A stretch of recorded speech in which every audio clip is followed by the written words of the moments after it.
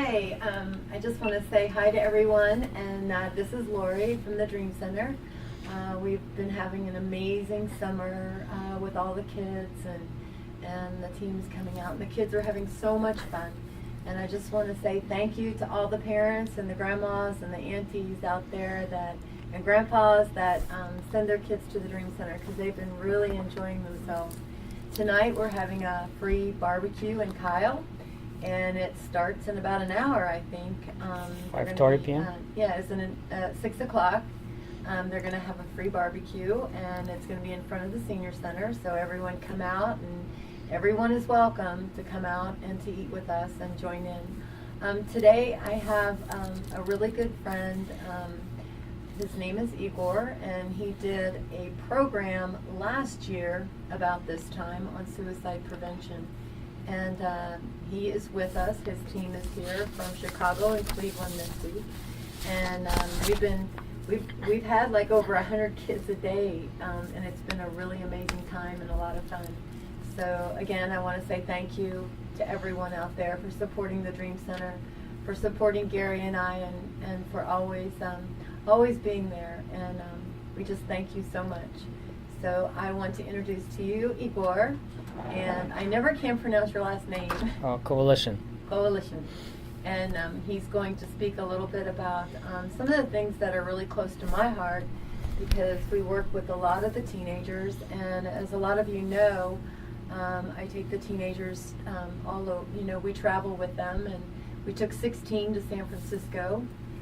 We've taken 15 or more to New York City, and I travel with the teenagers that have attempted suicide or have a lot of troubles, and I see such an amazing growth in them, and so many things, so many good things. And I want to share a little bit before Igor gets started, just some of the things that I see with the teens, and things that, with the crisis here with suicide and things in the past, and the things that parents have had to deal with. And the one thing I see with the children mostly is boundaries. And boundaries are so important, and also discipline. Disciplining with love, and the kids love it, and they really do. I think they do things just so that Pastor Lori can say, okay, come sit in my office, or, it's just a lot of fun. And discipline and love is really important.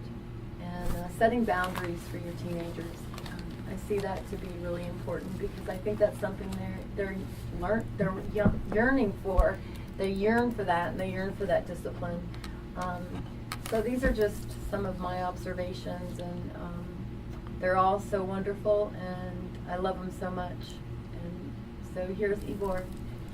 Hi everybody, I am glad to be here again. This is almost a year since I've been here last, and I thank KILI for the time they have given us. And what I want to discuss this beautiful day is something that has been on the news lately a lot, internationally, nationally, is suicide. And it's a topic that is very, very deep and very hurtful to many hearts today, to many people, because they either had somebody in their family commit suicide, or they know somebody from their friends or distant relatives, or even on the news they have heard somebody that has done this deed. And it's very unfortunate. It's very, very hurtful for people. And I think I want to take a little bit of time to kind of address this topic, give some suggestions, some ideas to family members and relatives. Maybe they will recognize somebody who is planning to do something like that and prevent it. I hope this program will be informative and useful for anybody listening today. So first of all, I would like to give out a suicide prevention hotline. This is a number that's open 24/7.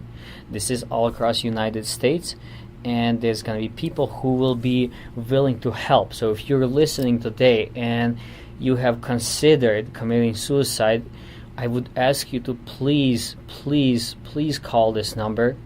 Or if you're a parent, if you are a friend and you think somebody is considering that, please call this number as well. It's 1-800-273-8255. 1-800-273-8255. And I will repeat it later again.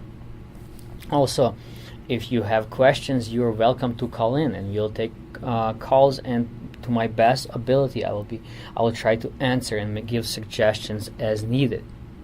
Now, suicide, it's not only a national problem, or it's not only a regional problem, it's an international, it is a worldwide issue. And it's estimated that over 1 million people die from suicide each year, or more than 2,700 people a year. A day. And that's a lot of people. That's a lot of lives lost. That's a lot of hurt. That's a lot of pain. It's very sad. And lately we have been seeing an increase in suicides. And it's very unfortunate. And looking at the world, the question that becomes, how can we help these people? How can we help when we see a need, when we see somebody potentially planning to do something like that? I hope that maybe somebody can use the information presented today to stop a potential suicide. I really, really don't want this number to go up. I really don't want people to be hurt, lives be destroyed and taken, families be destroyed. And when we look at the population, suicide is actually a third leading cause of death amongst teenagers. And that's very surprising, because when you're a teenager, you would think that you want to live, you want to explore, you want to find out more about the world. But these people come to such a position in their life where suicide seems like a valid answer to their problem. And one of the things that I want to mention to anybody listening today and maybe considering suicide, this is a permanent solution to a temporary problem. It really doesn't matter what you're going through today. It really doesn't matter how deep and hurtful your pain is. Suicide is a permanent solution to that. There's no undo button to that. That's it. That's it. And so it's a very dangerous conclusion that you might reach by saying that, hey, I'm going to commit suicide and my problems are over. Unfortunately, that's not. Think of the hurt, think of the pain that you will inflict to your friends, to your family, to your loved ones, to people that care about you. This is forever. This is for their entire life, and they will remember you, and they will remember what you have done, and this is very sad. Another thing is at least 7% of 18-year-olds to 39-year-olds they said that they have seriously considered committing suicide. This is a very high number, and this is to people who have lived only a short period of life on this planet. Probably the biggest problem that I kind of discussed last year is depression. And it is a key indicator in a person, because about 2/3 of people who have committed suicide or planning to commit suicide have been suffering with depression. And if you recognize that your loved ones or you are suffering with depression, you really need to seek help. You really need to seek help, and it is advisable to do it as soon as possible, because sooner or later depression will drive you into that.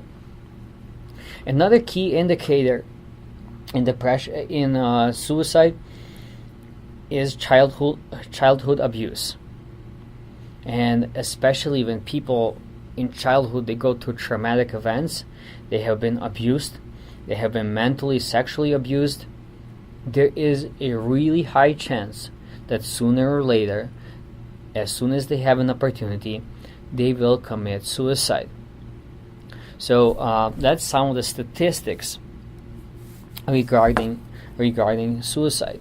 Now, what should we look for? So you live your life, you know people, you know how they have been, you know them throughout many years, you can kind of watch their lives as they unfold, and suddenly you notice something different. They are no longer themselves. You say, you don't act like yourself anymore. You act different. You have changed in some way, right? What should we do? What should we look for?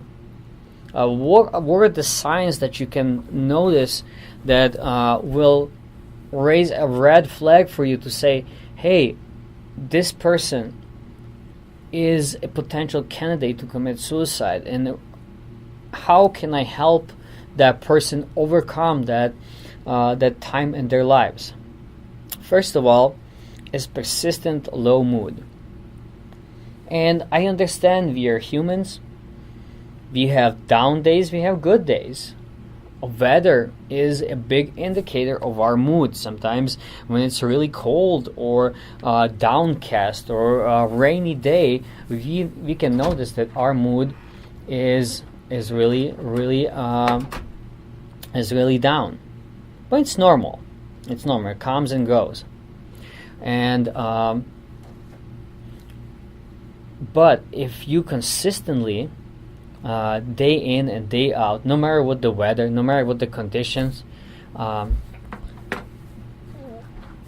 matter what the conditions are, you're constantly down, you're constantly depressed, it is important to notice that and kind of watch the person to see, hey, why are they down? What's going on in their life that constantly causes them to be downcast, to be in a bad mood, to be in a bad position? I would just like to, we had a call-in, so I would like to address this one, if I may. The call-in asked if you have to live it, to realize it, and have you. And whoever called in, I didn't get a name, I have. This is Lori, and I have very much so. I was raised by, my father is Lebanese, and I was raised in a different way. I was not raised in the white culture by any means. I was raised in the Middle Eastern culture, and I was abused from the time I was a child. I mean, a baby, all the way until I left home. And I left home to run. I had to run. My father had broke my leg, and he had broke my wrist, and he beat my mother, and he beat me. And I remember when I was 3 years old, and I still remember it to this day, how he took a pillow and he put it over my face to suffocate me. And my mother had come in. And so yes, I didn't want to live. Yes, I ran. Yes, I lived on the streets, and I raised my children, because what I did was I ran off with another man at a very young age who was a lot older than me, and he was an abuser as well. And he beat me for 13 years. And my testimony is a big one, and maybe that's why I'm here, because I know what the girls go through and the women go through and even some of the guys go through, because I remember my husband that beat me for 13 years, because I was raised a Catholic, and I thought you never get divorced, you have to stay like that. And one day he took a crowbar through my arm, and I was only 22 years old, and I had a little baby, and I was pregnant. And again, I didn't want to live. And again, I don't know. I don't have the answers. I can't tell you why I'm still here today. I can't tell you why I was saved and others aren't. I don't know. I don't know the answer to that. But I do know the pain. And I do know the hurt. And I do know the rejection. But then my father rejected me when I was 17 years old and never spoke to me again. So I just want to thank you for calling in. And the answer to your question is yes, I've lived it. And another thing, sometimes you, in order to understand somebody's pain, yes, you have to live through it, but you might notice somebody's pain even though you have not lived through it. You might not completely understand it, but you can see that this person is hurting. This person is truly hurting. You might not understand them, but you will see that they really are looking for help. And thank you, Lori, for that. Another thing I want to mention is loss of interest in enjoyable activities. Stuff they used to enjoy, things they used to enjoy, they lose interest. They really, maybe they loved baseball or football or, I don't know, horse racing. And suddenly they just lose interest in that. That's another thing. The feeling of hopelessness. Really, maybe the words they portray, the words they say, they would be like, well, there's no more hope in their lives, and you can notice that in a person. Anxiety, psychic pain, and inner tension, and this is a little bit more difficult to notice. I think especially the inner tension, inner pain. But anxiety is easier. They are afraid of a lot of things. They fear. They may be taking pills. I think we have another call in. No. They also would withdraw from you. They kind of start to do things alone. They don't seek any interaction with their friends, with their family. They just seek to be away from everybody. And sometimes this happens to people who were very social, who were very friendly. They spent a lot of times with their friends and family, and suddenly they withdraw completely. And you like, what happened to this person? They used to be in every game. They used to be at every party. Suddenly this disappear, and they completely antisocial. That's another indicator that something's going on in their life. They can't sleep. No longer can sleep normally, and they will be up at the weird times of night. And this is more this might not be noticed by friends that well, but by family members that will be easier to notice since they will be living in the same house. So if somebody can't sleep during the night and this is persistent, this could be another indication. Increased alcohol and drug abuse. So everybody drinks a little bit here on social occasions and maybe even take some drugs. But if you notice that there's an increased amount of alcohol usage, increased number of drug usage, to the point where the person becomes incompetent, that's another indicator that there's a problem. Risk-taking. And what I mean by risk-taking is engaging in risky activities. I remember my friends used to do something crazy. They would drive the car really fast and they would jump out of the car and try to roll down a hill. This was something that they did for fun. And in some way, it was really risky. But they kind of excused it as being, hey, this is really fun, we were having a good time, even though they were constantly bruised and in wounds all the time. But something like different activities that could potentially end your life would be an indicator that there's a problem. People who are considering suicide, they would actually talk about it. They will mention it. And they would also mention that they want to die. They don't feel like living anymore, that life doesn't have any meaning. anymore. So that's another indication. As soon as they really truly consider suicide and they have a plan and they have a date set, they will give away their prized possession. So if your friend or a loved one starts giving away their money, their prized possessions, the items that they have that they always valued, and they would be like, hey, here's a gift for you, you should be careful and you should watch them, because this possibly an indication they are really close to committing suicide.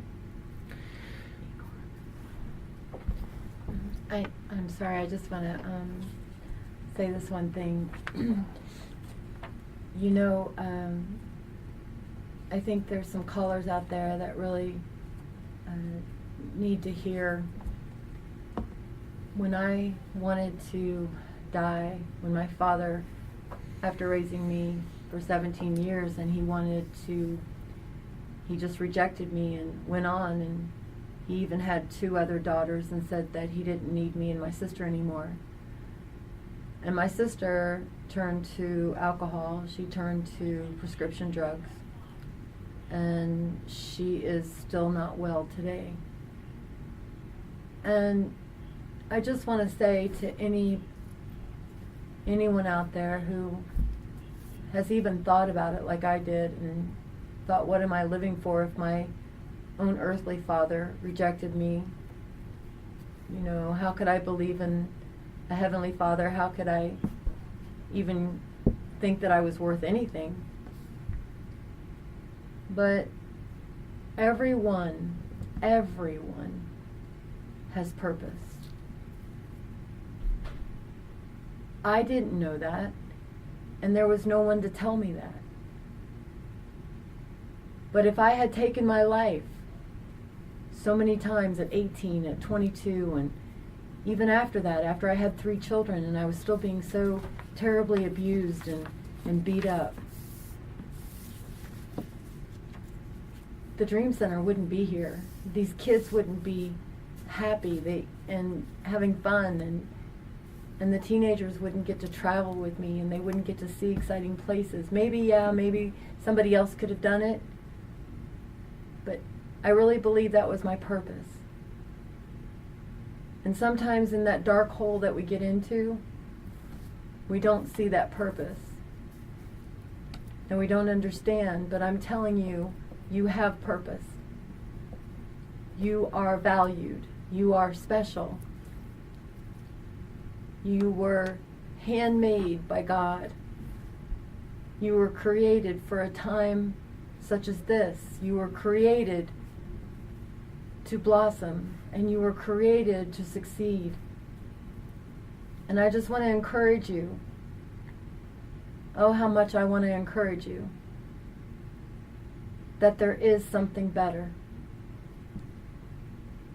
that the best is yet to come, and that you have purpose. Okay, so I'll continue. Thank you, Lori, for that. Another indicator would be a sudden purchase of a firearm, poison, or medication. So if you notice something like that, that would be an indicator of a potential suicide. And the last thing I want to mention is increased irritability or anger. So if a person gets irritated really quick for no reason at all, that could be an indication that something going on in their life. Or they get angry and annoyed with you quickly. That could be an indication as well. So what should you do? What should you do if you notice these things? Right? First of all, show love. Love is so important for people like that.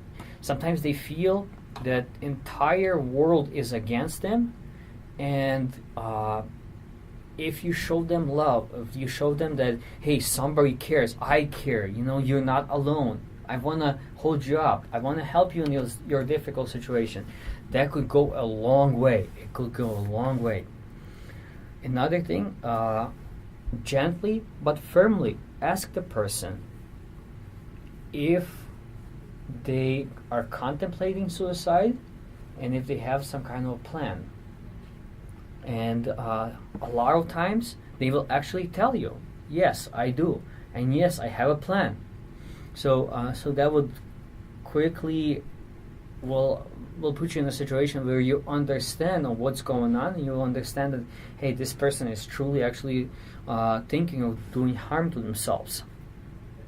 Avoid using guilt or arguing with them. Instead, express your concerns with empathy, assuring the person that the suicidal feelings are temporary, problems are solvable, and depression is treatable. Don't get into arguments with them. They might push them quicker to do something stupid, because they will be like, well, everybody's against me, and let me end this. Encourage the person to seek professional help. And it's very important. It's very important because sometimes the information is not out there. It's not publicly available that well. So encourage them to seek professional help. And I'm actually, at this point, I think I'll just give out the number again. The National Suicide Prevention Hotline. It's 1-800-273-8255. 1-800-273-8255. If there's a crisis situation and the person's really doing something, maybe they took pills, take them to emergency room right away. If you see that a person is moving towards something like that, if they are truly working on progressing their plan to commit suicide, don't leave them alone. Don't leave them alone. You might be the only thing between them and that action. That's it. Please don't leave them alone.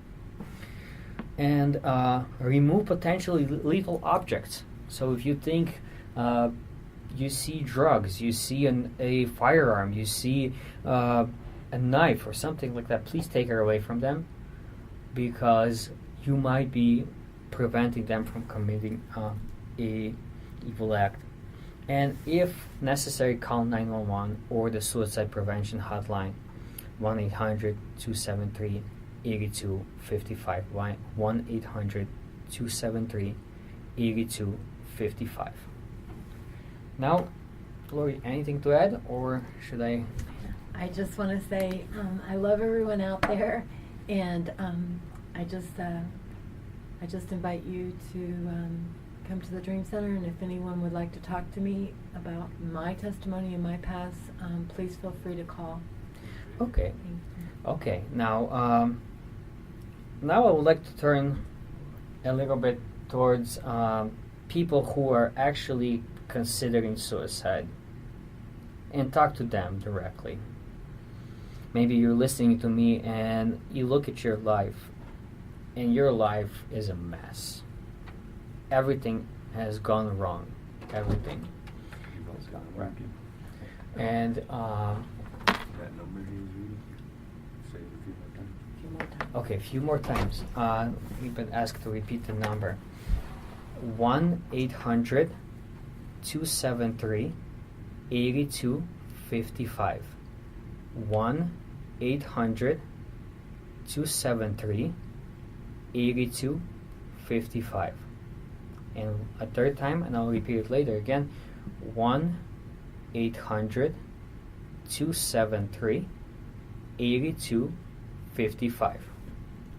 Now, I want to turn to people who are listening, and maybe you're truly considering suicide. If you look at your life is just a mess. And everything that could have went wrong just did go wrong. And you're in such a situation that you really don't see any way out. Every single way is closed. And you don't know what else to do.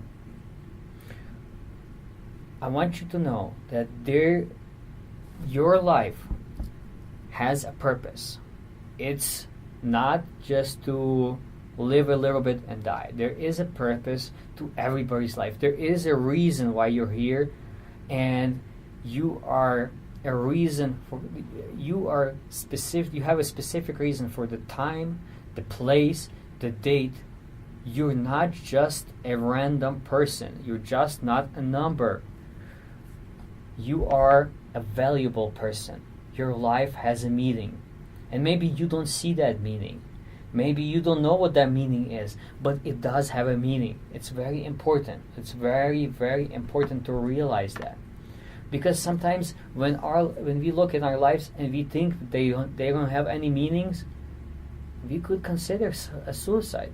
We could say that, hey, I don't see a purpose for my life. Nobody else sees a purpose for my life. Let's end this. But it's not so. There's always a purpose for your life. You might not understand it, but you might be purpose for somebody else. Maybe in 10 years, you're going to be a purpose for somebody else. Or 5 years, or some period of time. It's very important.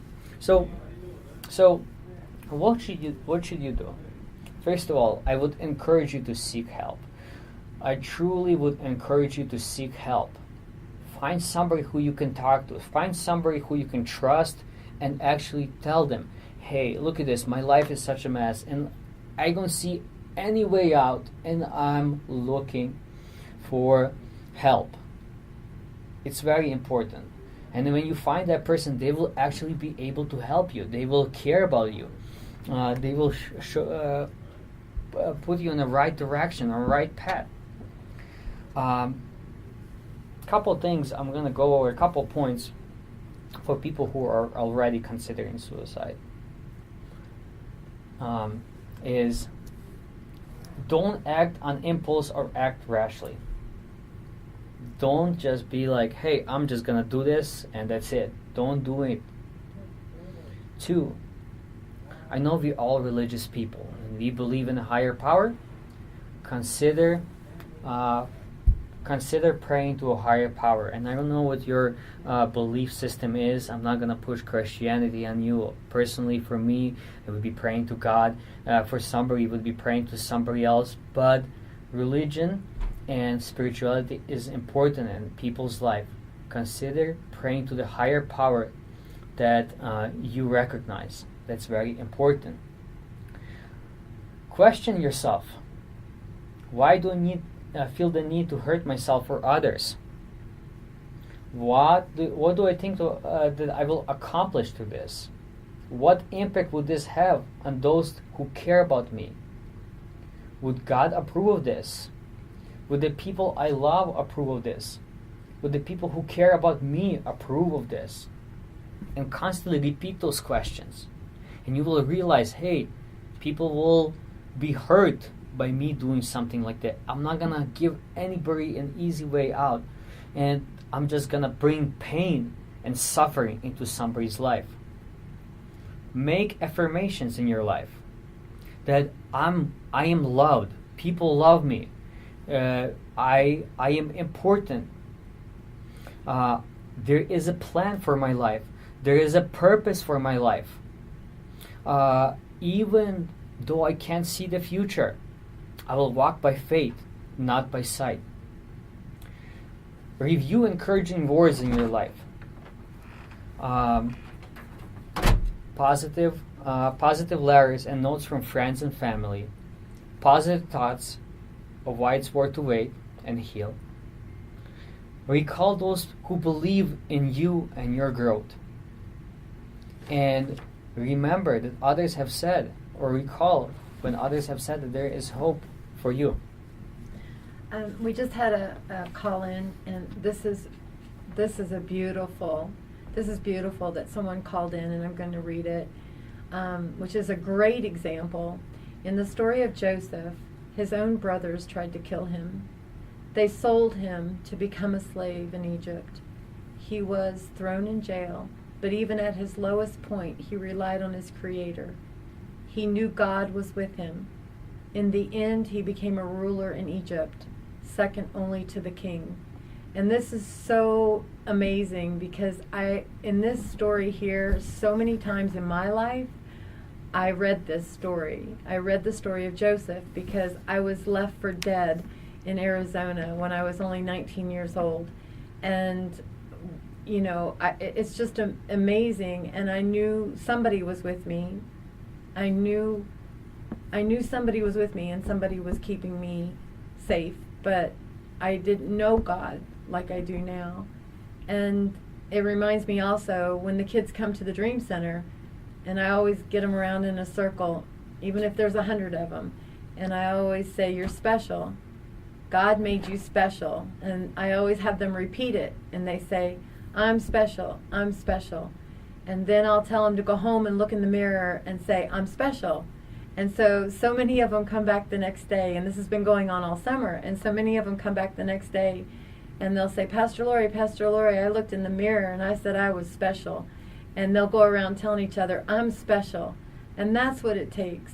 It takes that you are special, no matter who's trying to come after you, and that God is with you. And thank you for the caller who called this in. It really touched my heart. Thank you.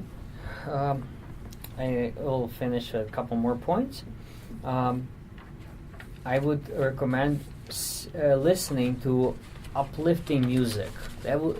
Music is very deeply intertwined in human culture. No matter where you go, no matter the nation, no matter the people, everybody has their own music, and we know that there is music that lifts up, and we know there's music that brings down. And so it's a lot of people who consider suicide, they would be listening to music that brings them down. But I would encourage everybody to see if they could find, and I don't know, to each person it's different. Maybe some kind of opera. I know that's outdated these days, but maybe you can find something that's positive in your life, that boosts you up. We all know that there's music that boosts us up, and we could listen to it as well. And another thing, if you don't know what to do and you cannot handle the thoughts anymore, please consider seeking help. If you see that you're getting worse and worse, and the thoughts they are really getting to you, when you're seriously considering doing something like that, please reach out to somebody who can help. Please reach out to somebody who can help. If they don't listen, call out to somebody else. Try many times until you can finally find somebody who can seriously recognize, hey, there's a problem, and could offer some kind of solution. Honestly, tell them your feelings. Honestly, tell them what's going on in your heart. They cannot read your mind. Share with them. Tell them, hey, this is bringing me down. This problem, this situation in my life bringing me down. Share with them. They might help you. And make as many phone calls as possible. Make as many phone calls as possible to seek help. One more time, I want to give out the number again, and then repeat it. 1-800-273-8255. 1-800-273-8255.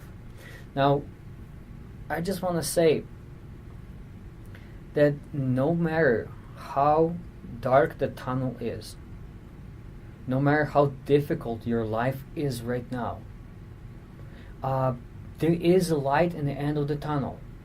The tunnel will end. It's going to be bright again. You might not see it yet because you're so deep in it, but eventually you will see it. You will see it. And for me as a Christian, whenever I go through difficult situations in my life, whenever it seems like life no longer has meaning, or it's so difficult and so harsh and everybody's against me, I reach out to God. That works for me. And reach out to your spiritual being, whoever you consider, whoever you pray to, and ask for help. I think it's so important. That we don't hide this within ourselves, but we actually share with others and ask for help. Please consider that. That was great advice, Igor, and we want to thank you so much for bringing this to the Lakota Nation and all of your good words. Thank you to Derek and to Melanie and to KILI, everyone at KILI for letting us come on. And know that every day Gary and I are praying for you all, and we love you, and we love the kids, and God bless you. Yes, thank you so much for the time that KILI gave us as well.